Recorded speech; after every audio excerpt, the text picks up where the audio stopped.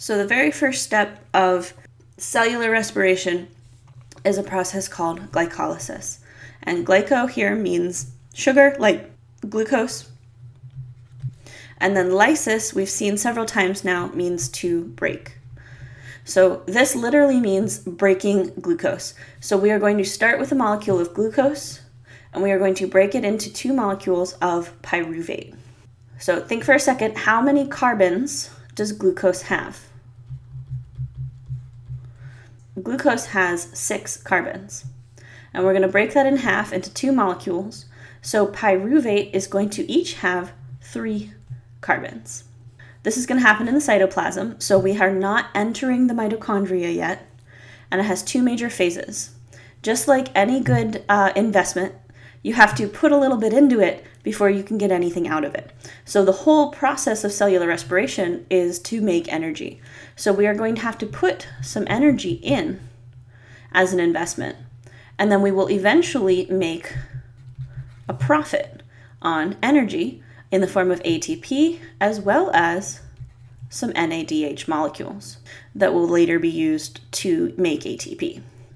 Even though it produces a total of 4 ATP, we talk about a net production of a total of 2 ATP because it costs 2 in the beginning, and then we make 4, so we make a total profit of 2 ATP and 2 NADHs.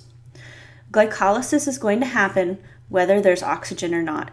Every single cell, whether it lives in an oxygen-rich or an oxygen-poor, whether it's a bacteria or a yeast or a human, is capable of doing glycolysis. Glycolysis is the starting point for all of the different pathways. Fermentation, cellular respiration, they all start with glycolysis.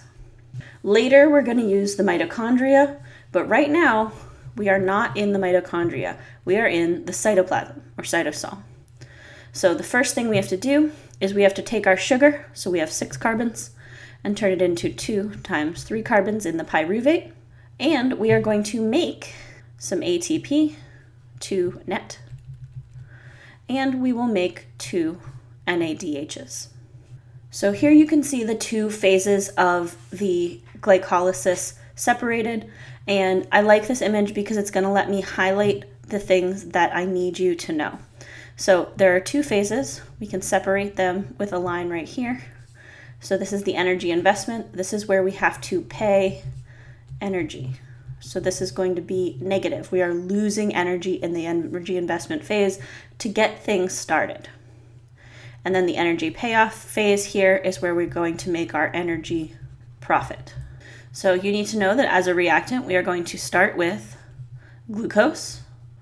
And in the very first energy investment phase, we are going to lose 2 ATPs. So it's going to cost us 2 ATPs.